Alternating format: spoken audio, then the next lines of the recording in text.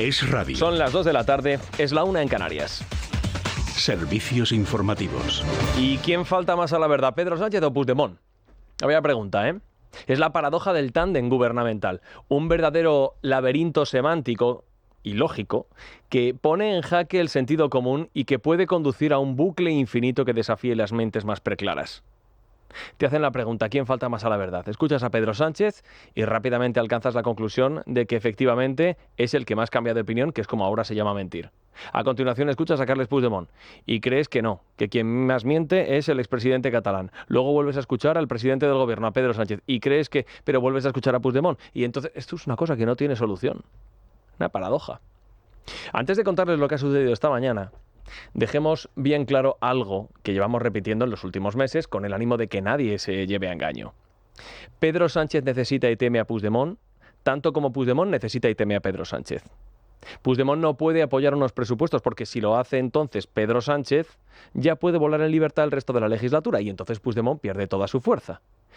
Pedro Sánchez necesita seguir teniendo, por tanto, ahí a Puigdemont para que no se le ocurra sumarse a una hipotética moción de censura, del mismo modo que a ninguno de los dos les interesa que se convoquen unas elecciones, porque igual Pedro no gana, e igual Puigdemont pierde y queda descabalgado del poder y vuelve a ubicarse en el cajón de los desaparecidos, ahí en el objetos perdidos en Bruselas.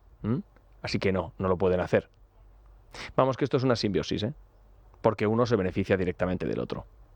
Bueno, desde hacía unos días sabíamos que el delincuente fugado tenía una reunión con su partido este viernes y que habría consecuencias, decían, si Pedro Sánchez no permitía que el Congreso apoyase su intención de reclamarle una cuestión de confianza. Decisiones que le puedo asegurar no gustarán al PSOE. Eran las decisiones que anunciaba Jordi Turull, no gustarán al Partido Socialista. Bueno, el PSOE pensó ayer que aplazando el asunto de la cuestión de confianza iba a aparcar el problema, iba a poder amansar a Junts, y hoy Puigdemont ha adoptado las medidas que son de una dureza. Están temblando en el Palacio de la Moncloa. Para evitar que se juegue con el calendario y que se vayan sacando balones fuera, nosotros a partir de hoy suspendemos las negociaciones políticas con el PSOE por cuestiones sectoriales, porque hasta que no se resuelva esta crisis creo que no podemos continuar negociando nada a nivel sectorial con alguien que por el momento no ha recuperado nuestra confianza. Que suspenden las relaciones con el Partido Socialista y dejan de apoyarlo, esta es la cosa. A ver, esto no es que suponga una gran novedad, porque en realidad y en rigor ya habían dejado de hacerlo. ¿Significa que a partir de ahora van a votar siempre en contra del gobierno? No. Significa que van a votar lo que crean. Esto es lo que ha explicado el prófugo. Pero no era esto lo que habían hecho ya. Después de acordar, por ejemplo, rebajas de impuestos con el Partido Popular, pues sí, efectivamente. Pero ahora lo que hacen es decir que se levantan de todas las mesas de negociación, ha anunciado Puigdemont. ¿Y esto qué significa?, le han preguntado. Presidente, me gustaría saber que aterrice y concrete qué quiere decir por suspensión de las conversaciones en temas sectoriales con el PSOE. Si el PSOE ens proposa de parlar demà de pressupostos, hi direm que no. Si ens proposa que convalidem un decret llei que el govern ha decidit aprovar al Consell de Ministres, hi direm que no, excepte que tècnicament, òbviament, si diu, miri, ara cada català tindrà 10 milions d'euros més a la butxaca. Perfecte. No cal dirà ni negociar-ho, ja m'entén el que vull dir. Está claro, ¿no?, a lo que se refiere Puigdemont. Dice, si nos piden que apoyemos los presupuestos, diremos que no. Si nos dicen que hay que apoyar alguna ley que salga del Palacio de la Moncloa, diremos que no. Si nos dicen, por el contrario, que los catalanes se van a ver beneficiados con 10 millones de euros cada uno, que se lo van a meter en la buchaca, entonces sí, por supuesto. Así que ha explicado Carles Puigdemont que se levantan de las mesas de negociación, pero que se quedan sentados en las que afecten a los intereses de los catalanes. Pregunta, ¿es que había mesas de negociación en las que Junts trataba con el gobierno cosas que no afectaban a los intereses de los catalanes? En respuesta, evidentemente, no. Es decir, que no se levantan de todas las mesas, porque en los presupuestos está Cataluña, y en los presupuestos Cataluña sería muy bien tratada, claro que sí.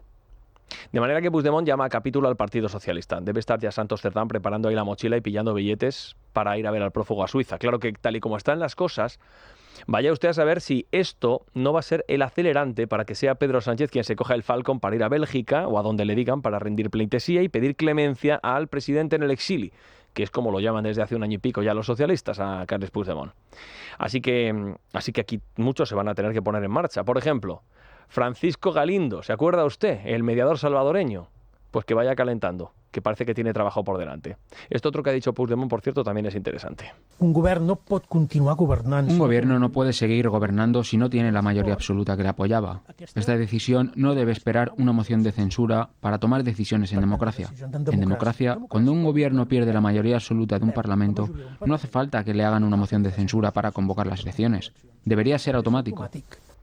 Es decir, el presidente del gobierno, Pedro Sánchez, dice Puigdemont que no tiene mayoría y que eso conduciría a cualquier dirigente público responsable, esto lo recomienda Puigdemont, claro que lo es, que hay que convocar elecciones, claro, pues no tienes la mayoría en el Congreso de los Diputados, así que a las urnas.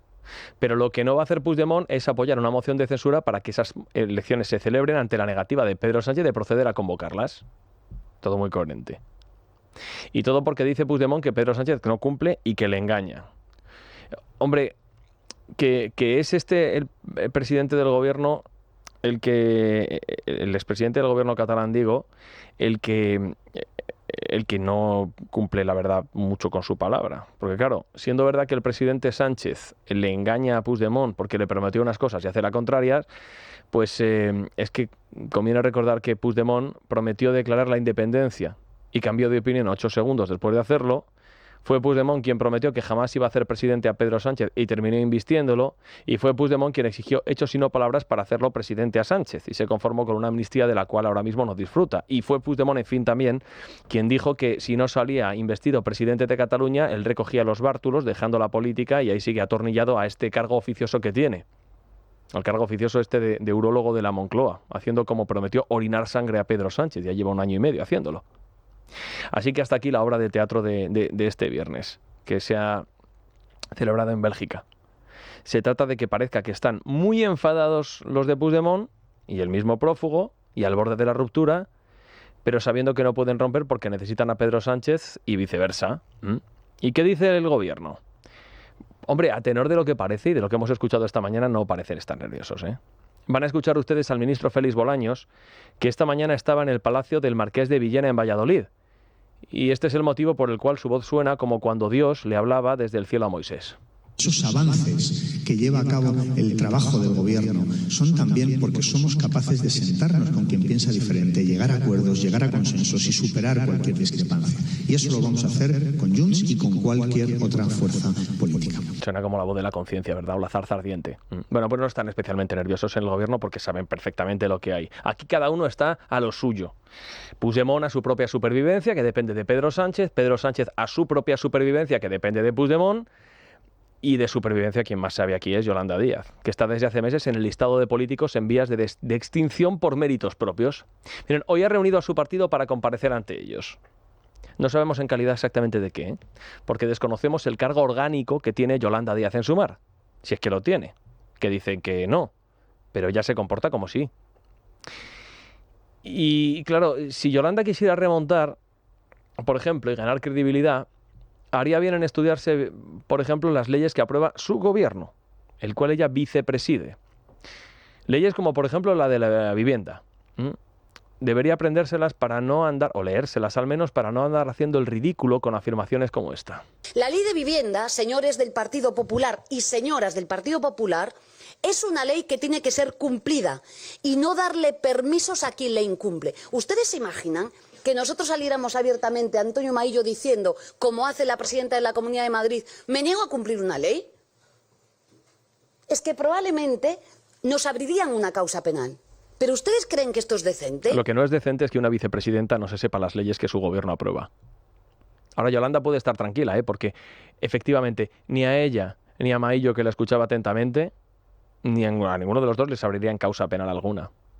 La política de vivienda vicepresidenta es competencia de las autonomías. Y es por esto precisamente por lo que la ley estipula que los gobiernos autonómicos pueden elegir entre aplicarla o no hacerlo. Leas el texto. Es una opción aplicar la ley de vivienda, no es obligatorio, como dice Yolanda Díaz. De modo que las autonomías que hacen uso de esta ley la están cumpliendo del mismo modo que también lo hacen las que no lo utilizan. Si fuera obligatorio, el gobierno ya habría acudido a la justicia. Así que se ha llegado a preguntar a la vicepresidenta del gobierno ¿por qué no lo ha hecho? De modo que en el ánimo de evitar otro naufragio, porque volverá a repetirlo Yolanda Díaz, antes de que lo vuelva a decir, alguien debería apresurarse a explicárselo. Claro, que otra cosa es que lo entienda. Es noticia. Con Juan Pablo Polvorinos. Es radio.